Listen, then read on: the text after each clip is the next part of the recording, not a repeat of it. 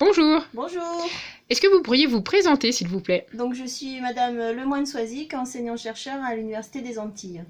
Donc vous travaillez sur le chlordécone et notamment l'impact du chlordécone sur l'écosystème marin. À partir de quelle période ont commencé vos recherches et pourquoi? Donc je suis arrivée en Guadeloupe en 2001 et en fait j'ai commencé avec des gens du laboratoire en 2003 à travailler sur la problématique chlordécone puisqu'on en parlait déjà beaucoup. Vous travaillez aussi depuis plusieurs années sur les wassous.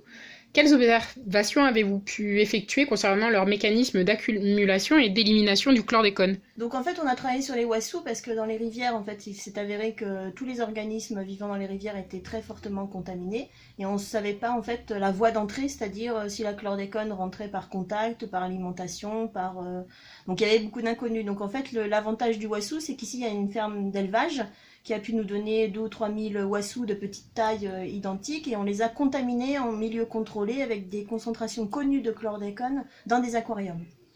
Et donc aujourd'hui, quelles sont les conclusions de votre étude sur les wassous? Est-ce qu'on peut manger comme avant des wassous? Est-ce qu'il faut en limiter la consommation? Il faut en surveiller la provenance?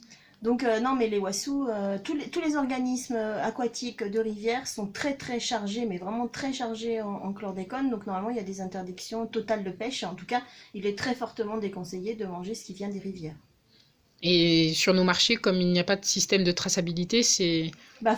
C'est ce que je dis en fait aux gens, c'est vous posez la question à votre pêcheur, mais on voit pas beaucoup de produits de poissons d'eau douce hein, sur les marchés, c'est plutôt aux marins qu'on voit, mais c'est une question de confiance à votre pêcheur. Hein. Si vous savez que votre pêcheur risque effectivement en fait, je devrais dire un peu le contraire, c'est que maintenant il y a une réglementation avec les interdictions totales de pêche.